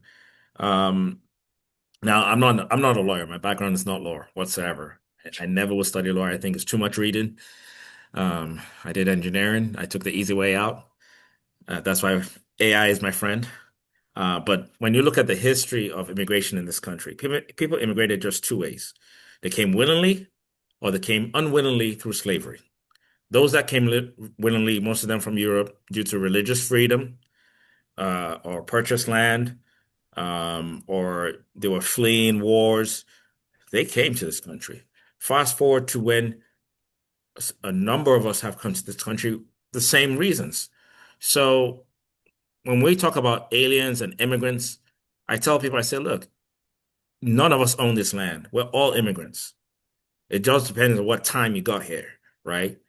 And so you are entitled to have your voice and participate in the process, even if you're not a U.S. Even if not if you're a U.S. resident, um, you should, as far as a U.S. resident, you reside here or you're some kind of legal um, paper here, you have a voice, and you should never keep that voice silent. So continue to reach out to your legislators, use your lawyers when you need them, and then use this platform. I mean, this is a powerful platform. Um, Now going back to utilities, because I know that's always a question. Trust me, I don't get a discount either. As a lawmaker, I get the same thing. But the one thing I know recently, again with the PSC elections, that was so powerful because one of the things that Georgia Power is doing is they froze the rates, even though between last year and this year they raised their rates 6 times. But because they knew the change on the PSC, the Public Service Commission, which sets the rates, which drives them, uh, so that so rates are stable for now. They're not increasing the rates. They've agreed to do that, and I do believe over the next year, folks will get back $102. It's not a big splash in the water, but it's something. And they're going to reimburse those who take their service.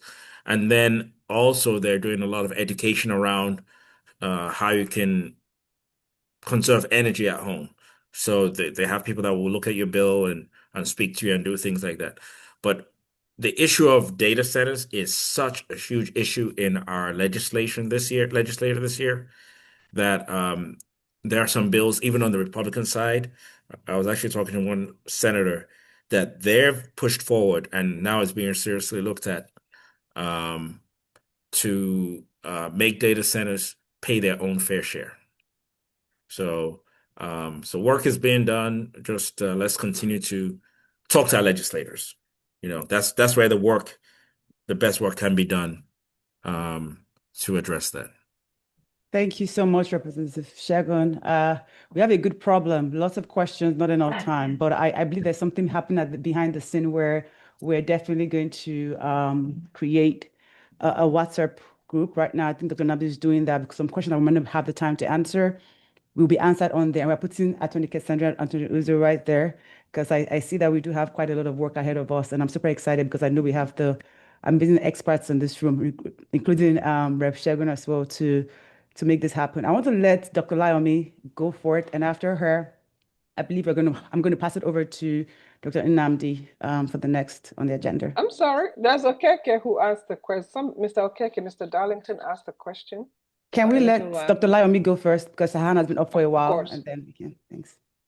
Good evening, everybody. Thank you so much. Thank you. This has been a very great session. Thank you, guys. So, I have a question. So, Mr. Shegun, you left your number, but I had to switch between my phone and my computer. Are you able to put your number again? That's number one. And also, for attorneys Uzo and attorney Cassandra, it's a personal thing. My mom, I brought my mom here. No. My mom, she's a British citizen, and I filed for her green card. It's going to be 10 years, I think, next year, since 2017. We're trying for her to naturalize, but she has not been, we've been counting those times and all the times that she's been here and all of that. So the question is, what do we do? Like we've been researching, but I feel like we should just go ahead and apply. So number one, can we get hold of you, attorneys Uzo, so that we can walk through, maybe be your client or whatever? Is that possible? Is there a directory that we can talk to lawyers and answer more questions after this? Yes. The question is for everybody. Yes. So Dr. Nam just put a link in the chat. Now, that is for any question I might not be able to answer right now. I'm taking a snapshot of those, but you can ask in there, and Attorney Uzo and Attorney Cassandra can answer. But also, we're seeing the information of our amazing speakers in the chat too. So Attorney Uzo, I think yours is just probably the only one missing. We see Representative Shegun. I've put Attorney Cassandra. Attorney Uzo, if you could put your information on there too, that would be great. There are a lot of questions, everyone. And this is the reason why we're doing this. So this is not a one and done. Within AIM, we don't do one and done. We face the hard questions, the hard situations head on. That's how we operate. So please do expect more of this. Town hall, immigration clinic. Attorney has already said, when is it happening? I've said, hey, it's going to happen. I said, let's go. So we're literally going to go on that. So just know that this is why this community exists, to make sure that you have that safe space to ask these questions without anyone judging you, but people really understanding what your journey is and meeting you where you are at and give you the information that you need to succeed and to thrive. So please, if there are more questions you have, I would say join the WhatsApp group right now, and we can continue the conversation on there, just because we might not have enough time to go into all of the questions. So Dr. Nnamdi, I'm going to hand it over to you just because of time's sake. Thank you. I'm sorry, I just want to chime in real quick. Okay. And just to uplift what you said, because it's so important, ask questions. I like to tell my clients, I'm not God, I'm not Jesus. I cannot get blood out of a rock. If you've already done something, a lot of times I can't fix it because you've already set the record. So ask questions before you do it. And no question is too small, no question is too ridiculous, particularly when it comes to such a complex landscape like immigration. Ask the question before you do, because sometimes, a lot of times, if you're asking the question after you do, our hands are tied. Like there isn't a lot of recourse. And just being in community and talking. And I'm going to use this example. Rep. Shegun, you just brought up one of your constituents. The minute you started speaking, my ears were doing this. I want to connect with you about this person in detention because my wheels are already turning and we want to try to get him out.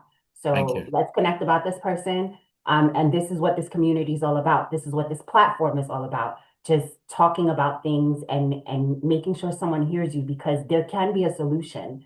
I'm not, you know what I mean? But if you keep it to yourself and you're not vocal, it can't help you. Wow. Well, I'll say this too, if I may kind of follow from there Yeah. and answer and say this. You do always need a. Are we done with Miss Layomi? Miss Dr. Balogun. Dr. Balogun, I put my information there. You Yes, can I saw that. I saw that. Thank correct. you so Yeah. much. I appreciate Yes, it it's no because problem. it's been bothering us and we don't No, know I what can to talk to do. you. We Yeah, kept, I yeah, can talk to yeah. you. All right. Thank you so much. All right. So thank you. Can we put our hands together for all of our incredible speakers, There's a facilitators, question. Are you virtual, rounding up? Are you live? trying to round up? Are you trying to round up? Well, we have a few other things on the agenda, but anybody that still has questions, please get in the community and we'll keep answering those questions. Is there one on the chat that wasn't answered? Yes, there any we do have unanswered? a couple. I would say you can continue the agenda, Dr. Namdi. What I'm suggesting, if everybody's open, even after we're done with the agenda, if everybody else is open to waiting behind, we can continue with the Q&A. That's another option that we can look into.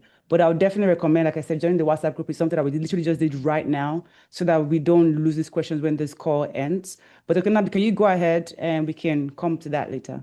All right, thank you very much. Again, thank you to our speakers. We'll keep this Zoom open as long as it needs to be open. Once we wrap up, but we have to get to a few updates from the community and what we have coming up. And so I know the questions we have there. That's the hot button topic right now, and I'm glad that we're able to help hopefully give people some peace of mind and know that there's a way forward. Please, I want to see everybody who has been here. You can see what we're about. Be the ambassador for AIM. I think I'm going to start from there. Tell somebody about the work we're doing. Get them to join the community, join the WhatsApp group. We don't charge for membership, right? So let them join, let them be a part of it. There's so many people who could have benefited from hearing what we're talking about today, but they won't join. And they don't even know we exist. So please, everybody, make it a point of duty. If you're in the WhatsApp group, tell 1, 2, 3, 10 people, right? And say, hey, come and see what these guys are doing. And even if you're in the group and some of the conversations don't directly pertain to you, please don't get upset and leave. We're building something together. It might not affect you directly now, but eventually somebody might. You can be an advocate for somebody, or you can share information with someone. So please, let's intentionally come together and grow AIM. Well, our prayer and our hope is that this is an organization that's here in the next 10 years, serving immigrants, in the next 20, 50 years, and it's still serving people and serving immigrants for a long time. Africans and the Black diaspora in general have a voice. That's our goal. That's what we're building with AIM. So please get in the WhatsApp group. If immigration questions, there's one now that's immigration clinics. That's what we'll be dealing with in there, again, just so that the noise is not too much around. And I've added Attorney Uzo and Attorney Cassandra without asking for their consent. I've added them to another WhatsApp group because I know they love us so much. All right, just a few. I'll go through this very quickly. Just things that we have coming up this year. And I crave everyone's indulgence. Please don't leave. Stay till the end and get all the information. We want to carry everyone along on our journey. Like I said at the beginning, AIM is a lot of people behind the scenes working. And I want to just start, just introduce you some of the people. These are some of the leaders that we have behind the scene that are part of our day-to-day operations. These are not the board of directors. I wanted to shout them out. I told them I'll, highlight their faces on here. I'm sure you recognize somebody already from there. You can see Attorney Cassandra is on there. Again, these are amazing people that help make the work easy. You can see Stella, Mr. Shabor, Amasi, and there's more of us as well. And so, again, good people who are doing great work behind the scenes. So I wanted to highlight the leadership of AIM to show you that it's a stable organization. So yes, you might see me in front of the camera all the time, shouting and speaking and doing videos. But honestly, I get to do that part. But there is a lot of people behind the scenes working, doing the work. We have a strong backbone. We have resource groups. We've restructured our order in how we work. So now if you join AIM as a volunteer, you're going to get plugged into a resource group where your skills can be best served. And that's my call as well. Please, if you want to be a part of what we're doing, again, indicate I want to be a volunteer. This is all powered by volunteers. Nobody is getting paid. Nobody's doing any of those things. So please raise your hands to get involved, to serve. We are giving service to our community because we we need to have a voice, and we're trying to make sure that we are that voice for Africans here in Georgia, and God willing, becoming a national organization. A lot of our leadership are represented across the country, not just locally here in Georgia. All right. What do we have coming up in terms of our programs and initiatives? The biggest thing that we're doing this year is we're launching our cohort-based programs, our Catalyst programs, and those are 4 to 6 week programs for. So before this year, last year, if you were part of AIM, you probably attended a masterclass. We had our weekly master classes. Those are resuming next week, Saturday. So shout out to all of our knowledge partners. We're getting back to our weekly master classes, and that's just expert platforms where we get experts from within the community and they come and teach, from their wealth of experience. We want to keep information. We want to make sure people can thrive economically and get correct information, not half-baked, inaccurate information. So we've been doing that.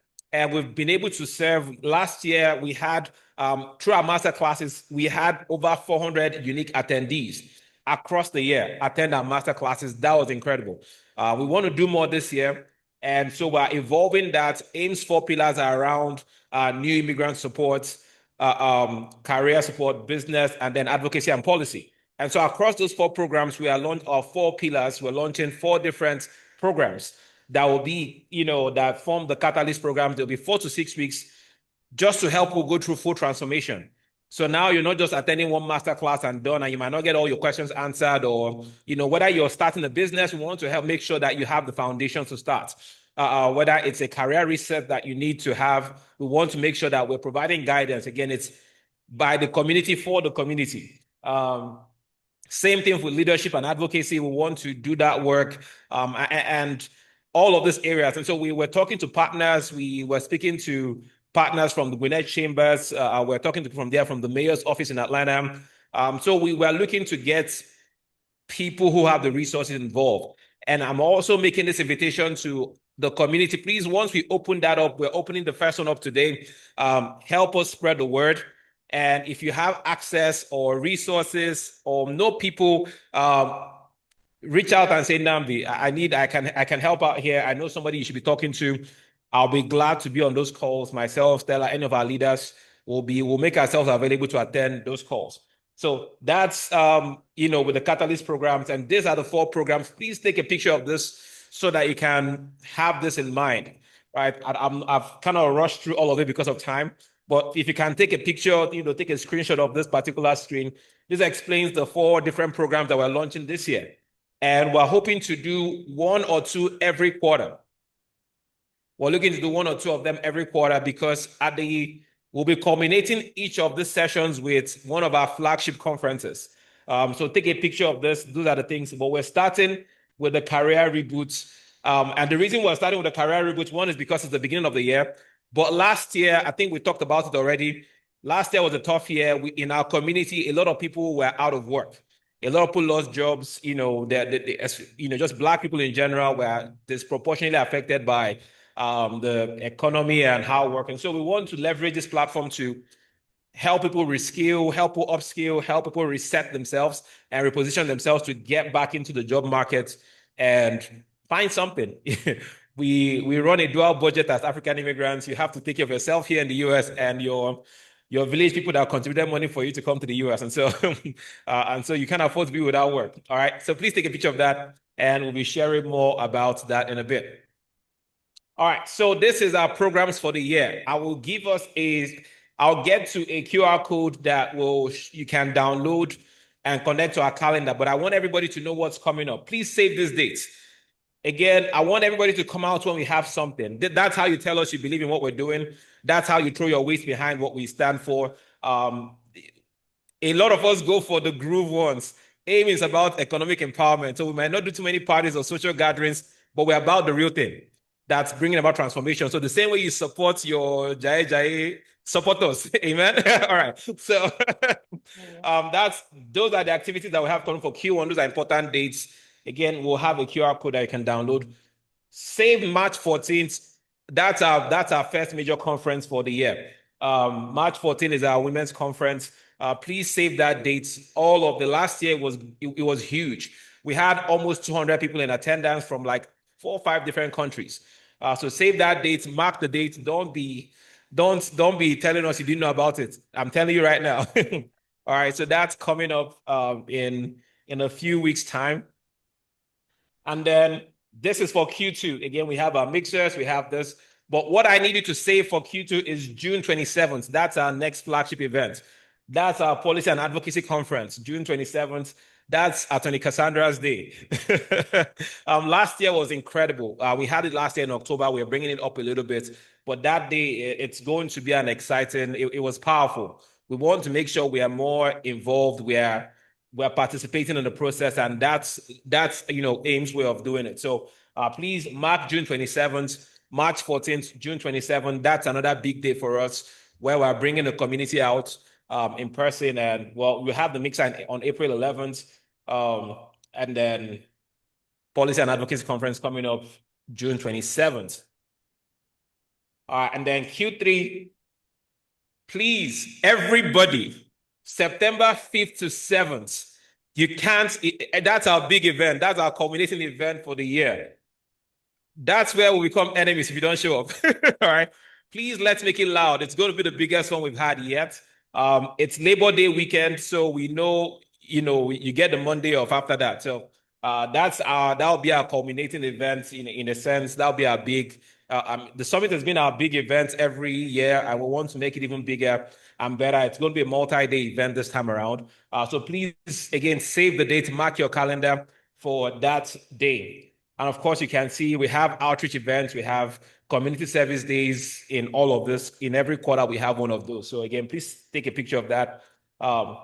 And all right, and then this is Q4. This is the final quarter of the year. We still have our we still have some programming coming up during the year. So you can see we are very, very program heavy.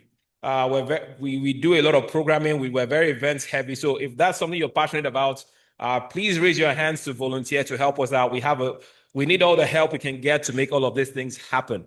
Don't just stand by the sidelines and then hope that it's going to happen. Please, that's not how it works. It takes us to do this, and I believe we can. So go ahead and scan this. This will take you to the calendar so you can have it on your phone.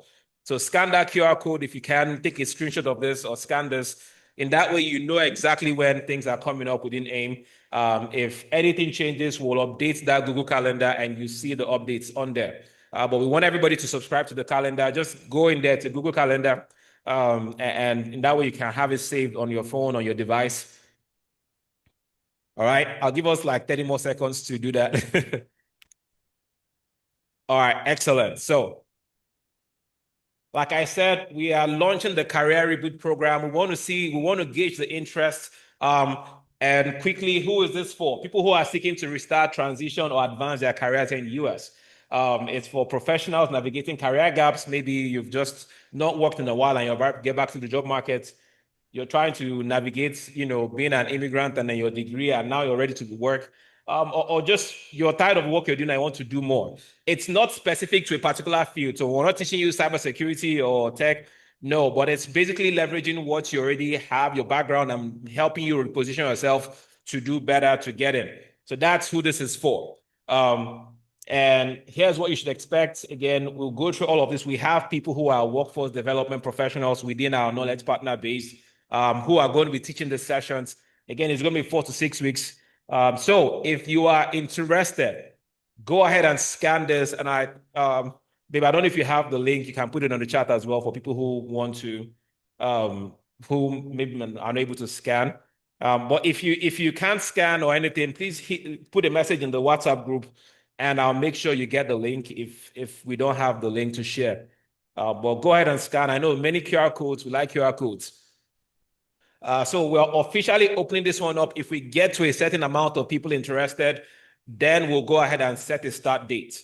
Right? We want to make sure that we have people interested. This is our first official announcement. We want to kick it off, this quarter, and so that we can graduate this first group in March with the Women's Conference. So let's go ahead, and if you know anybody that could benefit from it, who was out of work, who lost their job, send this to them. Tell them to sign up. We want to see how many people we get. And then we'll get our machines rolling. All right. So I'm sure somebody is wondering, Well, again, WhatsApp, join us on WhatsApp. Please make sure you join us on WhatsApp. I think we've said this one so many times. I'll come back to this WhatsApp group. But if you're wondering, well, how are you guys able to do all of these things? You must have very rich people behind you. No, we don't. It's been a labor of love. So we want to, it's a lot of personal sacrifice, a lot of people from within the community just coming through and saying, hey, we want to support how we can. We've done fundraising drives. We've had people come out and support us, but really anything we've been able to do has been from support of the community. So we encourage everyone to please, if you can make a donation to AIM. But what I'm asking for is more specific this time. We don't just want one-off donations.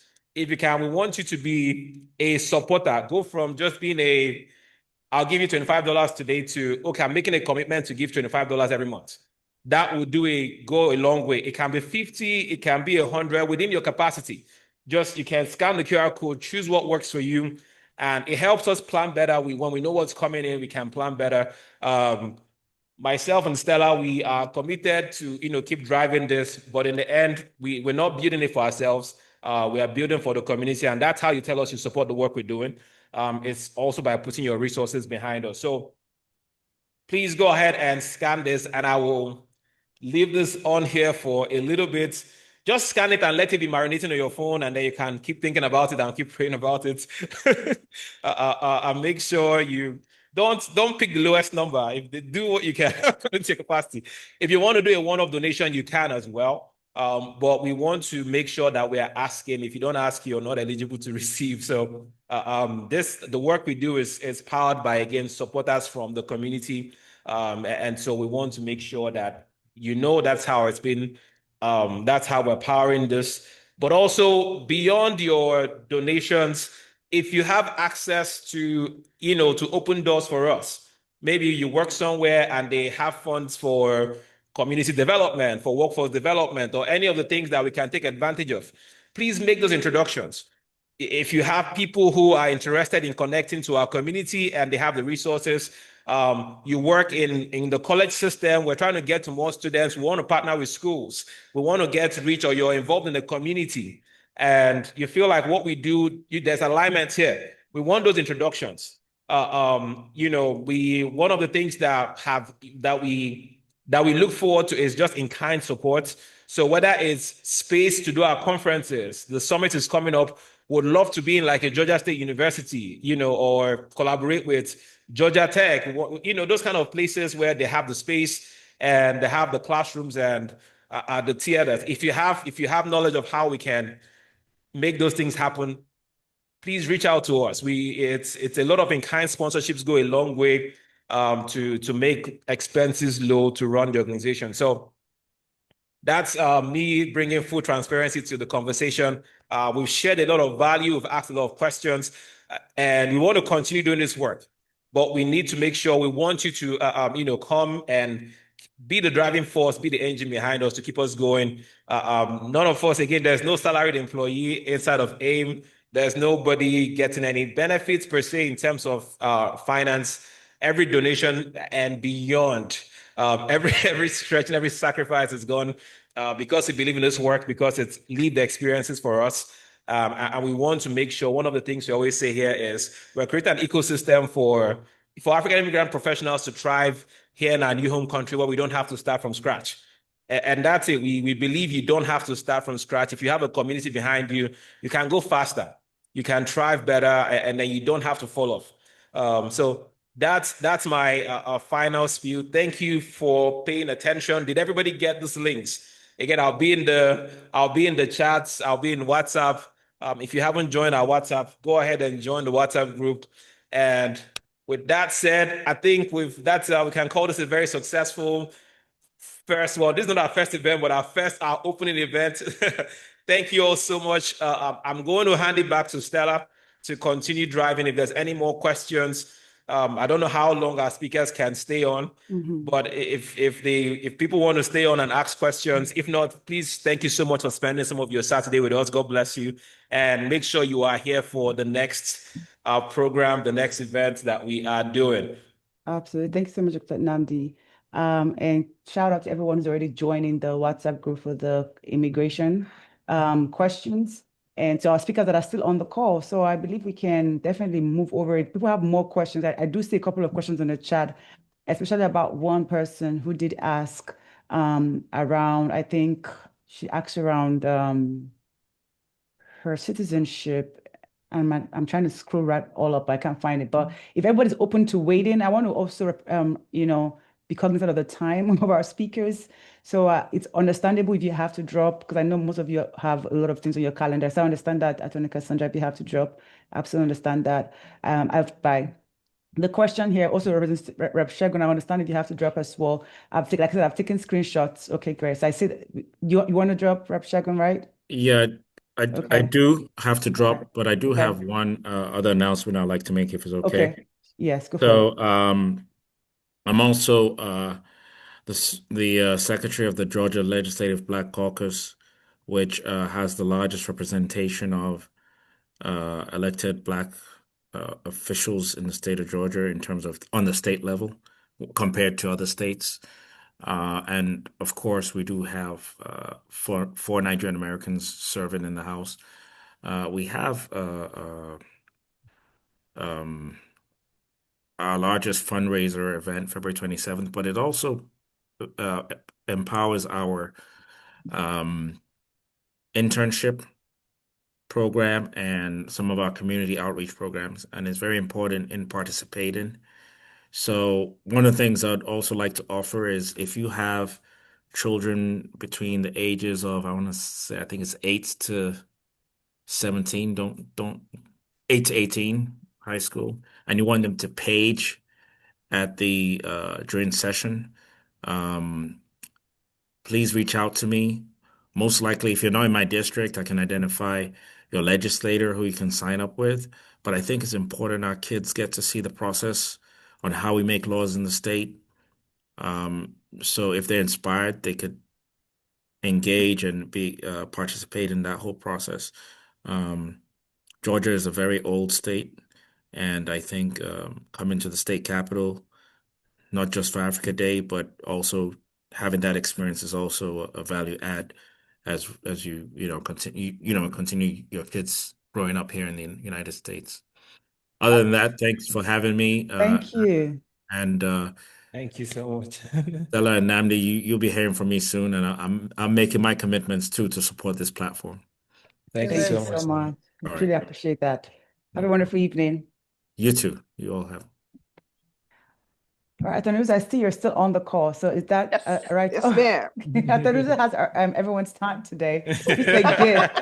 And I thank you so much for also getting to the answers to the questions in the chat. So I'm seeing you Yeah. answer some of the questions. So, if you want to hang on, please feel free to hang on, everyone. It's great that we still have a huge number on here. So the floor is open right now. We've done all of our action items, but like we say, please don't just get the information and then go. There's much more. You might have more follow-on questions. Please join the WhatsApp group. Connect, follow us on social media platforms. Atanuza is literally part of our board members as well. So you do have access to that through AIM. So please connect through AIM so that you can continue to have access to these amazing people on the call. But Atanuza, the floor is yours.